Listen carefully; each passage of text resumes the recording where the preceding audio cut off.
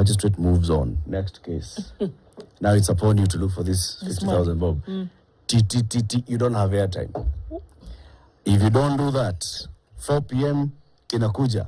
Watu wa prison. Nani hajalipa bail? Ingia hapa tafadhali. Tuko na sapa na mahali ya kulala. Usijali. Tu ni sapa. Just because you did not have airtime to call and let people know, hii kesi yangu nimeenda kotini. Please, can you just sort yourself out? You never know when you need it. The Honorable Wangari Mbulika is a principal magistrate, and she's our guest for our Justice Thursday conversation. Karibu sana. Thank you very much. Good to have you here. This is the hot seat of the situation room. We are going to talk about, somebody has been told by a magistrate, I'm releasing you on bail or bond, and you place a surety. And we've had these conversations before on what is bail, what is bond, what is surety, okay? And now there comes a time when you have paid and you have appeared in court, and it's about time now the court gives you back your money. Yes. Or your surety. And we are wondering now, how do you get your money back? Because we know how you gave the money. How does the money come back to me? And that's why you're here. Yes. All right? Karibu. Asante sana. I'll welcome you with the day's proverb shortly. Our proverbs this week are from Libya, but Ndu will also tell you something else about lifestyle. You know, you are a busy principal magistrate. You do not want to get sijalipa school fees. Lazima nitoke kwanza nikimbie. Sikia, magistrate so and so shushikilia koti yangu. Let me run to No. Or somebody's coming and tell you, gas imeisha. Oh my God. Then you have to go and start looking for M-Pesa deposit. And no, there's this thing called loop. And what it does is that it loops your lifestyle. And I just thought about that last night. I said, actually, that's what it does. It loops your lifestyle. So everything that you need to do in one place at one time, right? All your transactions. You can move money from bank to your mobile wallet. You can move money from your mobile wallet back to the bank. You can pay your utility bills. You can send, money, obviously. And you can make sure that all your transactions are in place. You can set up standing orders on the app. You can even get an overdraft up to 100,000 shillings. You can get a personal loan of 3 million shillings. All of these things doing and looping all your activities into one. We need you to download the app. And on your Google Play Store or your Apple App Store, download the Loop app, and you can make sure that you get all of these things now running in tandem. And today we're telling you, make sure you download it through the day, download it, and then hook up with Edward Quatch on the Spice Drive this evening. And guess what? You could win 5,000 bob. Do the same thing. Send us a money. Screenshot of you having downloaded the app. Send that on Spice FM KE. Edward could be throwing you some 5,000 bob by this evening. Yes. So IMF is not giving us money. Us guys are giving We're giving you money. So, yeah. You're better than IMF. Your Honor, our proverbs for this week are from Libya. Libya is actually a very old country. It was the regency of Tripoli as far back as 1551. Okay? Then it became Italian Libya in 1911. Then they got independence from Italy in 1947. There was a kingdom in place, the kingdom that had been established in 1951. So after independence, they continued like that until 1969 when there was a coup led by Colonel Muammar Gaddafi. And he stayed at the helm of this country. There was, several things that were happening. There was a civil war in 2011, and then there was an intervention by NATO, and that same year, 2011, and then you know what happened. It ended with Muammar Gaddafi somewhere under a culvert, and it is said that he was found by, some of these people when they were passing, and they took him and they killed him. And since then, the country of Libya is governed by a presidential council. And the chair of that presidential council is called Mohammed El Menfi. Yeah? Nice history. Sindio? Today's proverb, listen to it and give us your interpretation. Learn to shave by shaving orphans. Learn to shave by shaving orphans. What's your interpretation of it? What do you think the Libyans are saying? Learn to shave by shaving orphans. Yes. Okay. No wonder somebody texted me and told me, remember the proverb of the day. I was like, what do you mean by that? I should listen to Spice FM more often. But back to the question. Now you get it. Now I get it. What I would interpret that mean, orphans are very vulnerable people. Yes. And in their vulnerability, for you to actually manage it, you need to really bring yourself down and feel them. And by that, when you're shaving them, you should consider all the factors about this particular orphan, because they are needy, they don't have a parent, and they're just telling you, my interpretation, be more human. If you want to do good, start with the needy. That is how I'd interpret it. Beautiful. You put it very well. Yeah, it resonates. Yeah. At least with me, it resonates. Yeah. And it's very, very true. So now, because we're going to talk about refunds of cash bills and the collection of surety, let's first of all start. For those who missed the class on that day, just a quick introduction. What is bail? What is bond? What is surety? In fact, I just thought I was going to start with refund of cash bill because I know my colleagues were here like maybe 3 weeks ago and they talked about it. Yes. But anyway, just a highlight on it. Cash bail and bond and surety is what the court guarantees that you'd come back. And actually, you don't really have to pay cash all the time if you're a known person. For example, myself, if I go to court today, God forbid, because I'm known, I should not pay cash bill. But in the event you're not known by the court, it is to ensure that you come back. So it's the money that you paid to come back, or you give your title deed or a pay slip, or somebody who's going to ensure that you come to court, because that is the essence, you coming to court. So that is what it is. So cash bail is you pay it in cash. In cash, yes. What is bond? Bond, now you either bring a logbook, a title deed, Some property. or a pay slip. Okay. Just somebody to guarantee that in the event that you don't show up, either my title will be forfeited, my vehicle, or I'll have to pay that amount that the court says to the court. Okay. Surety. Surety. Yeah. Yes. What is it? Surety is the person or the title that now will ensure that you come back to court. Okay. Is somebody else? Yeah, it has to be another person. Okay. Not you. So, if I can just do, if the magistrate in court says we're going to release you on bail of 50,000 shillings with a surety of the similar amount, this means that another person will stand with that amount as well. Not separately. Not separately, together. But against that 50,000. Okay. So I'll come with my payslip and say, yes, I'm able to stand surety for this person. In the event this person doesn't pay or show up in court, I will pay the 50,000. Okay. And that's why the surety. Okay. And more often than not, the surety is usually pronounced when bail or bond is being requested. Yes. Okay. Often. Always, actually. So you have an alternative. It's and or. Yes. Okay. Not and or, it's or. It's or. Yes. Or. Okay. We can't or take a both. surety. Or a surety of a similar amount. Yes. So, Or a surety. Okay. Okay. So, the accused person has appeared in court. At what point do they qualify for a refund? Wonderful.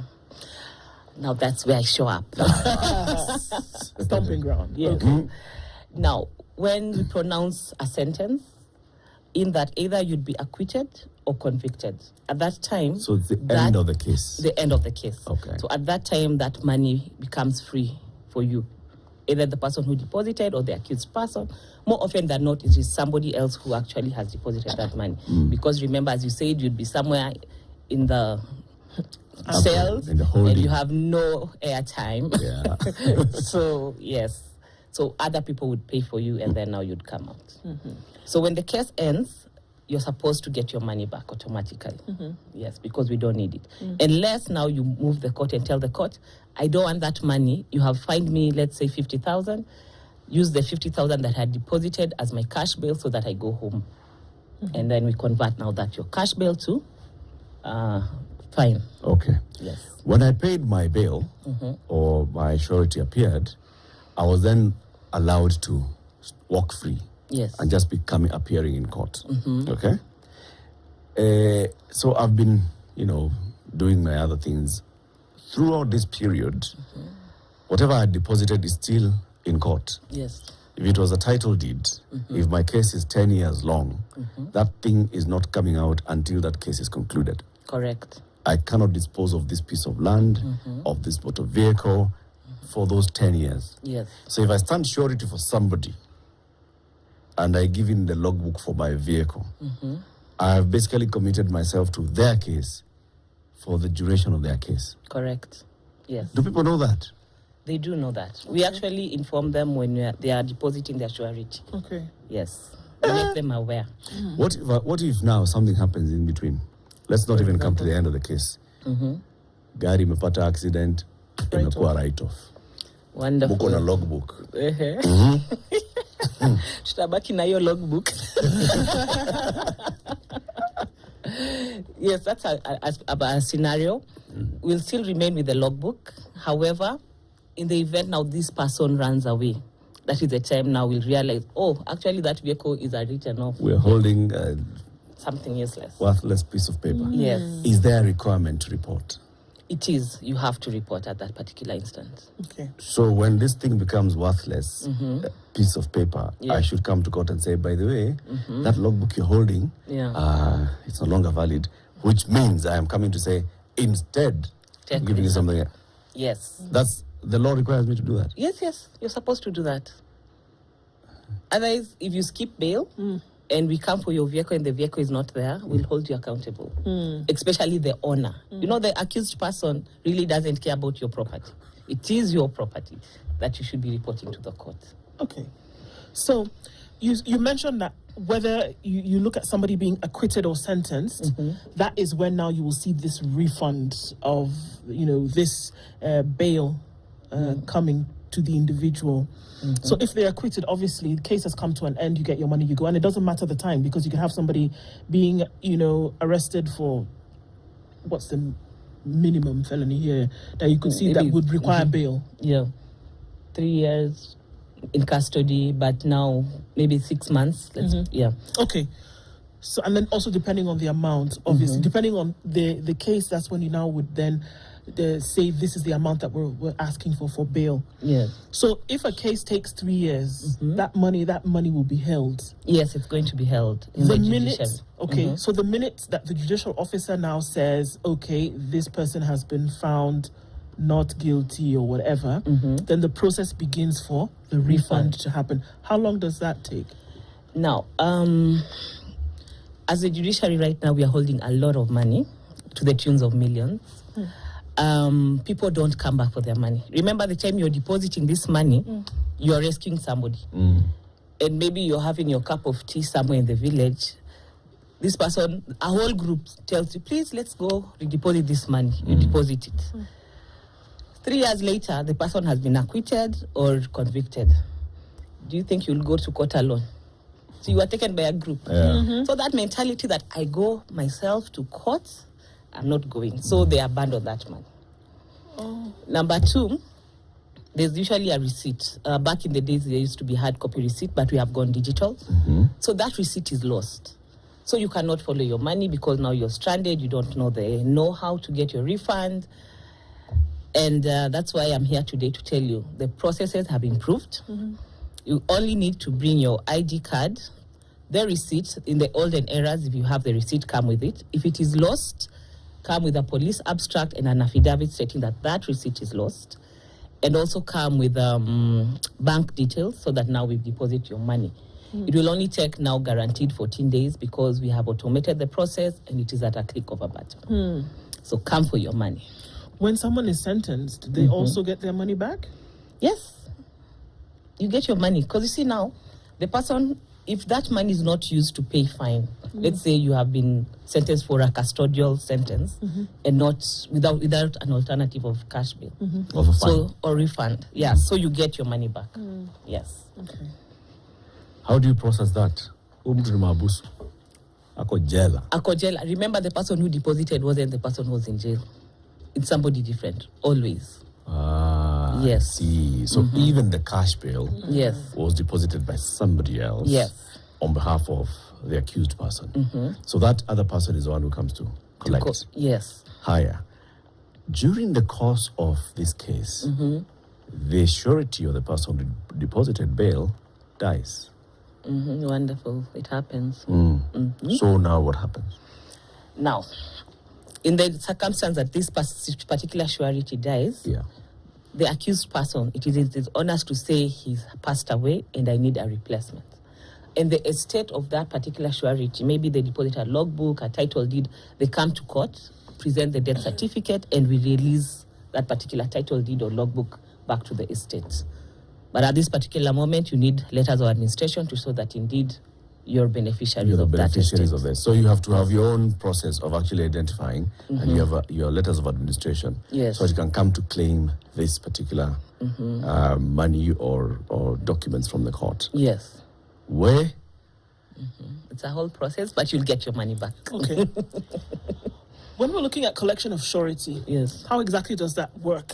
I just want to understand that because also now there would be a refund of the same surety when the case comes to an end. Yes. Right? So if I go and stand for somebody or somebody stands for me, surety of 50,000 shillings, do we actually have to bring it, or is it something that I sign to say, look, I stand for this person? Or do I have to bring the money as well? No, you bring a document. A document? Okay. Yes. Either you bring a logbook for if the amount is low, even a motorbike, title deed, or payslip. We mostly take payslips for government workers because they won't run away unless big things happen. So we take original documents of those particular assets. Okay. Yes. So at the time that this case has come to an end, then those documents are also handed over back to this individual. Yes. Okay. Now, how is it determined how much the fee will be for bail? I mean, if somebody, I don't know, Muzua Kuku. exactly, stole 100 kgs of meat, you know, as we see. How then how is it determined how much bail will be? All right. Or traffic offense, for example. So we have guidelines. We have the bail and bond policy that guides the judicial officers and judges what amount of cash bail you have. There are parameters. As I said, one of them is the basic is, are you going to come back to court? That is what is key. Then, if you're going to come back to court, how much can I pay you? That's why we look at people. You'd see this person can afford maybe 5,000, then you give them 5,000. Some people, you'd profile them, they can afford 1 million, and then they can't actually afford the 1 million. And then they have an opportunity to come back and say, yes, Your Honor, I'm not able to. Kindly review my bond. I promise that I'll be coming back to court. Then we review the bond terms. Okay. Yeah. When someone says that they stand on their personal surety, can you do that? And when can you claim that? To say that I don't need Veronica, I can do it for myself, in addition to whatever I will pay for a bail. How does that work? Now, personal sureties, if you're a prominent person and you're known in the village, even one day there was an old man who was brought to court. I looked at him, I told him, Mzee, tutarudi kotini. Akasema, Madam Tarudi. I released him on his own personal surety. He didn't pay cash bail, but he just signed a bond. In the event that I do not show up to court, I will forfeit X number of shillings. How do you make that determination? By looking at somebody? Yeah. That's why we look at you. We talk about demeanors. You know, they're your people in the village. You know, it's not like Nairobi. You know, Nairobi, I wouldn't do that. They'll run away. But in the village, definitely, they'd come back. You can see this is a village elder. Yeah. This is somebody who is known in the community. So they have some form of respect. Yes. Yeah. But they're in court, Bwana. Yeah, they're in court, but they'll come to court. Because you see, they represent people. It is because they're in court because, usually, it's because there's some conflict with a member of the community. Yes. Or the law touching on a member of the community. So Correct. their standing in the community is being questioned, and that's why they're in court. Correct. Why do you still uphold their standing in the community? Because you see, all I need to do is you're innocent until proven guilty, number one. I'll have to look at the evidence, then I will convict you. At that particular time, then your standing in the community will change. But before then, your standing remains. Okay. Yeah. Let's take a break. This is an interesting conversation. We'll continue shortly. If you've got a question to the Honorable Wangari Bulika, please post the question online on social, on Facebook, on X, on YouTube, where we are live streaming the show this morning. We are talking about the refund of cash bail and collection of surety. How do you do it? She's telling us that the judiciary is holding money to the tune of hundreds of millions. I said millions. Millions. Okay. Hundreds of millions sounds nice. The judiciary is holding millions of money and, surety, that's property worth a lot, millions of money that has not been collected. And they can tell these are cases that have concluded. Yes. And therefore we should have released these sureties, this bail money. People are not coming for it. You'll tell us many of these factors. You've told us two, but maybe there are more factors that are making people not come back for their money. And that's why we're creating this awareness this morning. The conversation continues shortly. It's 7:30. This is the Situation Room, the only way to start. Seal the deal.